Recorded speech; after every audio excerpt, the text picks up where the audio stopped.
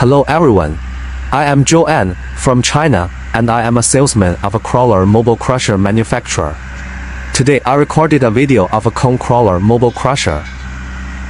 This is a cone crawler mobile crusher weighing more than 40 tons. The person holding the blue handle is the wireless remote control operator. The cone crushing station needs to be moved to the position of the jaw crusher discharge port. This equipment can use the machines on diesel generator as power, or it can be produced by an external power supply. China's electricity resources are relatively cheap, about $0.12, so today's users choose to use electricity for production. The cable carried by the person behind is a cable.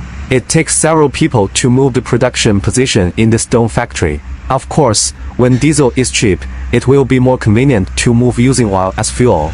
This kind of mountain road is an adjustment for the crawler and power system. On muddy and relatively complex roads, the crawler mobile chassis can better reflect its advantages.